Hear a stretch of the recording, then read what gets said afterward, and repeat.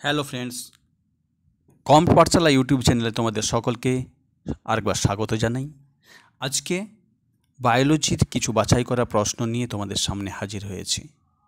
তাই তোমরা এই ভিডিওটি একটু ভালো করে দেখবে, কোনোভাবে স্কিপ না করে শেষ পর্যন্ত দেখবে। চ্যানেলটি যদি পছন্দ হয় অবশ্যই লাইক করবে, শেয়ার করবে।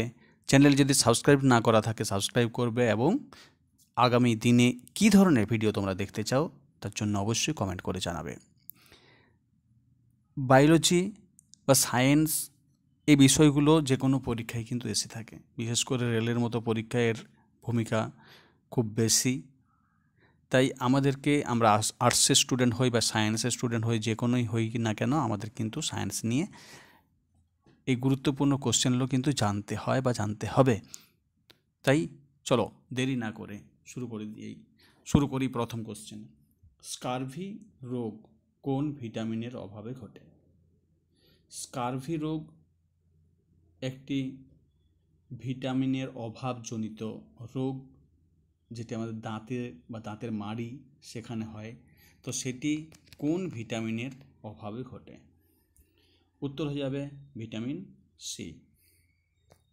ভিটামিন ডি কি না, ভিটামিন ডির অভাবে যেটি হয় সেটা তোমরা সকলেই জানো। ভিটামিন ডি এর অভাবে হয় রিকেট। পরের কোশ্চেন, শরীরের কোন অংশে ইউরিয়া উৎপন্ন হয়? বৃক্ক না যকৃৎ না অগ্ন্যাশয় না পাকস্থলী? না, সঠিক উত্তর কিন্তু যকৃৎ। এখানে কিন্তু অনেকে ভুল করে, সেখানে অনেকে বৃক্ক করে। বৃক্কে যে মূত্র, সেই মূত্র তৈরি হয়। এই বৃক্ক বা কিডনি রক্ত থেকে যে বর্জ্য সেটা ছেঁকে নিয়ে মূত্র তৈরি করে। তো সঠিক উত্তর কিন্তু এখানে যকৃৎ, বৃক্ক নয়। পরের কোশ্চেন, পাচিত খাদ্য কোথায় শোষিত হয়? না, পাচিত খাদ্য কোথায় শোষিত হয়? অপশান আছে পাকস্থলী, ক্ষুদ্রান্ত, বৃহদন্ত্র এবং কোলন। এখানে সঠিক উত্তর কিন্তু হয়ে যাবে ক্ষুদ্রান্তে। ক্ষুদ্রান্তে পাচিত খাদ্য শোষিত হয়। ক্ষুদ্রান্ত এটি একটি দীর্ঘ, সরু এবং ভাঁজ করা নল, যেখানে কি হচ্ছে, এখানে সর্বাধিক হজম এবং শোষণ ঘটে। পরের কোশ্চেন, কাদের দেহে রুমিন্যান্ট স্টমাক থাকে? রুমিন্যান্ট স্টমাক, আমরা এটা ছোটোবেলা থেকে পড়ে আসছি রুমিন্যান্ট স্টমাকের ব্যাপারে। সঠিক উত্তর অবশ্যই গরু, ছাগল বা উট, ভেড়া, এদের কি আছে স্টমাকে, মানে এদের স্টমাককে রুমিন্যান্ট স্টমাক বলে। এরা খাবারটা আগে খেয়ে নেয়, পরে আবার সেটাকে বার করে, মানে সে বাংলা ইয়েতে বলা হয় জাবর কাটা, যেটা রোমন্থন করা, হ্যাঁ, সেটা করে। আর এদের যে পাকস্থলী, সে পাকস্থলীর 4টে ভাগ। পরের কোশ্চেন, এডস এর জন্য দায়ী? এডসের জন্য দায়ী ব্যাকটেরিয়া না ভাইরাস না প্রোটোজোয়া না কোনোটিই নয়? না, এডসের জন্য দায়ী হচ্ছে কিন্তু ভাইরাস। ভাইরাসটির নাম হচ্ছে HIV। পরের কোশ্চেন, মানুষের রক্ত কেমন হয়? আম্লিক হয় না ক্ষারীয় হয় না প্রশমিত হয় না পরিবর্তনশীল হয়? না, মানুষের রক্ত যে পিএইচ স্কেল আছে, সেই স্কেল দিয়ে মানে আম্লিক বা ক্ষার এই ব্যাপারটাকে কিন্তু মাপা হয় বা নির্ণয় করা হয়। সেখানে নিরপেক্ষ পিএইচ স্কেলের যে নিরপেক্ষ মান সেটা হচ্ছে 7। এবার 7-এর চেয়ে যদি উপর দিকে হয়, অর্থাৎ বেশি হয়, তাহলে হয় ক্ষারীয়, আর যদি কম হয়, কমের দিকে হলে হবে আম্লিক। এখানে মানুষের রক্তর যে পিএইচ হচ্ছে সেটা 7.4 বা 7.35 থেকে 7.45, মানে মাঝামাঝি 7.4টাকে ধরা হয়। তাহলে যেহেতু নিরপেক্ষ যে স্কেল আছে 7, সেখান থেকে কিছুটা বেশি, তার জন্য রক্ত হচ্ছে মানে অল্প ক্ষারীয়। আর ইউরিন বা মূত্র সেটা কিন্তু 7-এর চেয়ে কম, অ্যাভারেজ কিন্তু 6 ধরা হয় ইউরিনের পিএইচ লেভেল, তাই এটা হচ্ছে কিন্তু আম্লিক। তাহলে সঠিক উত্তর হয়ে যাবে মানুষের রক্ত সাধারণত ক্ষারীয়।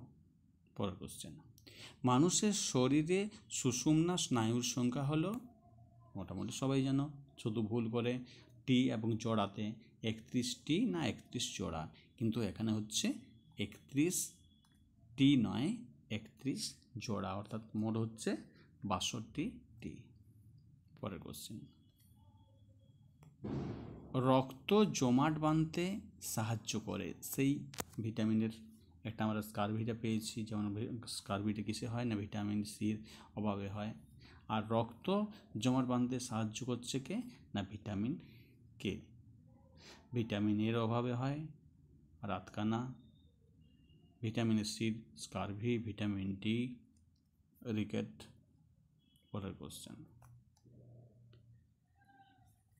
ম্যালেরিয়ার জন্য দায়ী হলো, ম্যালেরিয়ার জন্য কোনটা দায়ী? প্লাজমোডিয়াম, অ্যানোফিলিস মশা, কিউলেক্স মশা না এডিস মশা? সঠিক উত্তর হয়ে যাবে কিউলেক্স মশা, সরি সঠিক উত্তর হয়ে যাবে অ্যানোফিলিস মশা। এটা আবার পার্টিকুলার বললে হয় স্ত্রী অ্যানোফিলিস মশা। আর কিউলেক্স মশা কিসে না এটা হবে ফাইলেরিয়া, আর এডিস মশা হচ্ছে ডেঙ্গুতে। তাহলে ম্যালেরিয়ার জন্য দায়ী হলো স্ত্রী অ্যানোফিলিস মশা।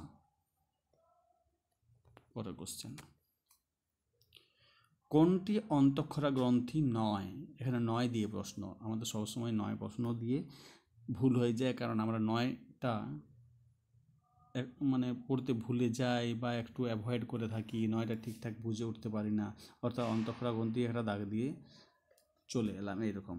কিন্তু এখানে 9, অর্থাৎ বাকি একটি 9 হবে, বাকি 3টি কিন্তু তারা অন্তঃক্ষরা গ্রন্থি। তাহলে অন্তঃক্ষরা গ্রন্থি কোনগুলো না এখানে অ্যাড্রিনাল, এখানে এটা ল্যান্ড করা আছে, গ্রন্থি বা গ্ল্যান্ড হবে।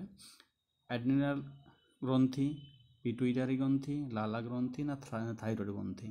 এখানে যদি 9 বলে তাহলে সঠিক উত্তর হয়ে যাবে লালা গ্রন্থি। তাহলে এগুলো কি? এগুলো কিন্তু অন্তঃক্ষরা গ্রন্থি, অ্যাড্রিনাল গ্রন্থি, পিটুইটারি গ্রন্থি, থাইরয়েড গ্রন্থি বা অগ্নাশয়, ডিম্বাশয়, শুক্রাশয়, পিনিয়াল, হ্যাঁ, এগুলো কিন্তু হচ্ছে অন্তঃক্ষরা।